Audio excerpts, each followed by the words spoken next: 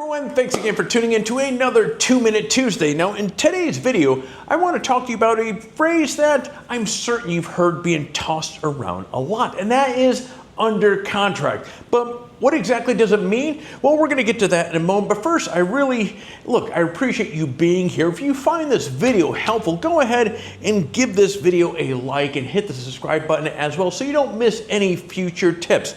I always promise these things are going to be short, sweet, and packed full of very useful information.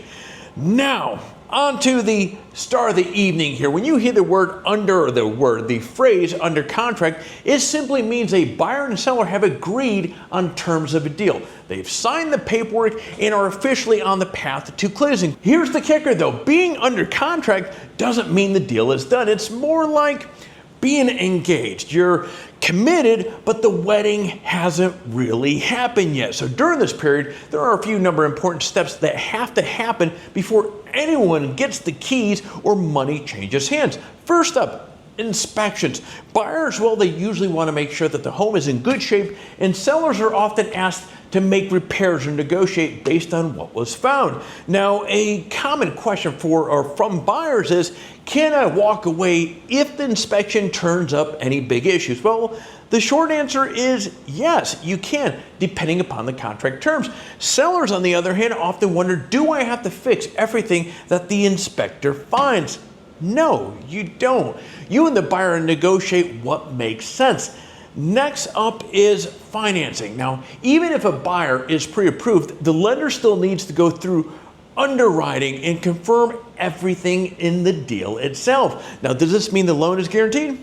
No, not quite. Until that final approval comes in, nothing is guaranteed. Now, the next question is this: what happens if the buyer's loan fails to go through? And let's be real here, this does happen from time to time. In most cases, as a seller, well, you can go back on the market, or as we discussed in last week's 2-Minute Tuesday, hopefully have a backup offer in place. But this is the exact reason why agents check for strong financing up front. Then there is the appraisal, one of the most nerve-wracking parts, technically for both sides. As a buyer, if an appraisal comes in low, well, you have options. You can renegotiate the price, bring in more cash, or sometimes challenge the appraisal itself. Now, for sellers, well, you have to consider if the buyer offered over asking. If they did, hey, awesome, that's great.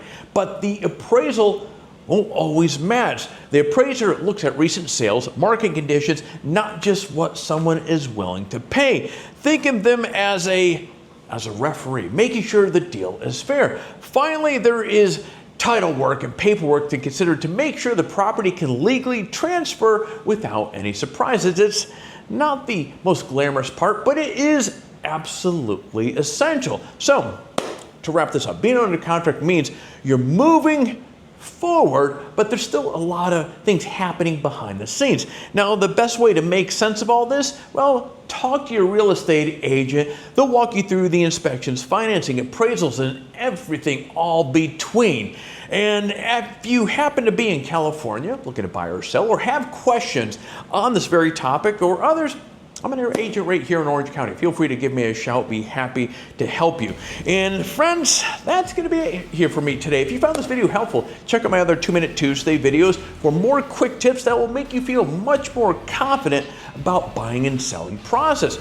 As always, I do appreciate you supporting the channel, watching, and I will see you in the next video.